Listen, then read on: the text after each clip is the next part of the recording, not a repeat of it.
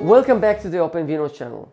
On previous videos, we saw how to install and use the model optimizer for basic operations. Now, let me show you how to view the topology of the network, reshape the input size of the image, and how to use batches. First, let's take a quick look again at the SqueezeNet topology we have downloaded with the model downloader. Let's read the prototext file.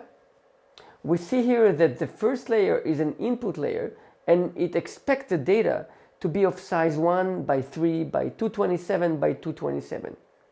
This is how the topology is visualized by Netscope, easy to use and to download utility. That basically means that the input image size is 227 by 227 pixels. The input is an RGB image, so 3 such planes and only one such image. This data is processed by a convolution layer named conv1 and then given to a ReLU layer and then to a layer named pool1. And you see that the data size is changing. Let's generate the IR. For simplicity, I will define the input model as a variable pointing to the SqueezeNet Cafe model and set the output dir and run. Let's see the head of the XML file.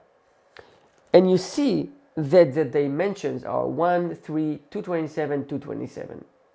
In case I want to use input images with a different size, I do not need to train a new model. The model optimizer can manipulate the sizes for you. Let's say we want to use 100 by 100 images.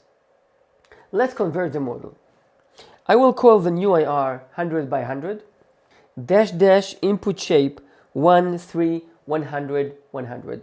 Let's read the new IR and you can see that the new image size is now 100 by 100. And of course, the sizes of all the other layers down the pipe are adjusted.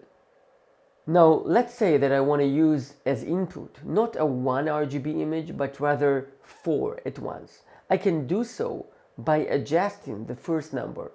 Let's set the shape to 4, 3, 227, 227. And you see the input shape is 4, 3, 227, 227. This is exactly as setting the batch size to 4. Let's use batch 4, dash batch 4, and you can see that the dimensions were changed. What we basically have here is a pack of 4 images together. The inference will be done on all the 4 at once.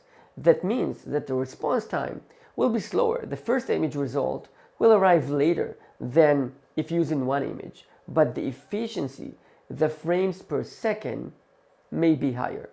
So we've learned how to read the prototext file and see the layers, how to reshape the input size of the network, and how to set the batch size. Subscribe to our channel and we'll send you more new videos like this. Thank you.